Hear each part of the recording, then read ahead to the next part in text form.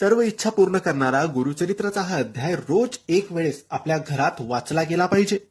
मित्रांनो, गुरुचरित्राचे चमत्कार, गुरुचरित्राचे फळ तुम्हाला माहित असेलच की गुरुचरित्र संपूर्ण केलं, 7 दिवसाचं केलं, संपूर्ण नियमांचे पालन करून केलं तर आपल्याला मनोवांछित आपल्या मनाचे फळं मिळतात, आपल्या इच्छा पूर्ण होतात, आपण जे मागू ते आपल्याला मिळतं. परंतु गुरुचरित्राचे नियम कठीण असतात, सगळ्यांनाच हे जमेल असं शक्य नसतं. म्हणून गुरुचरित्रामध्ये प्रत्येक अध्यायाचे वेगवेगळे लाभ आहेत. तसंच आपल्या इच्छा, आपल्या मनातील इच्छा, आपल्याला काय हवं आहे, आपलं काय मागायचं आहे हे पूर्ण करण्यासाठी गुरुचरित्राचा एक अध्याय आहे.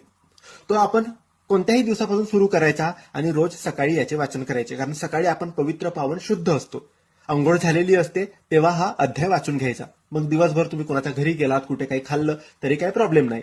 संध्याकाळी असे प्रॉब्लेम होतात की तुमच्याकडून काहीतरी खाल्लं जातं, कोणाच्या घरी गेलं जातं, काही ना काही चुका होतात. त्यामुळे मग सकाळीच फ्रेश जेव्हा आपण होतो तेव्हाच हा अध्याय रोज वाचून घ्यायचा.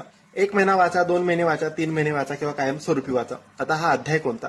तर हा अध्याय आहे गुरुचरित्राचा 18वा अध्याय.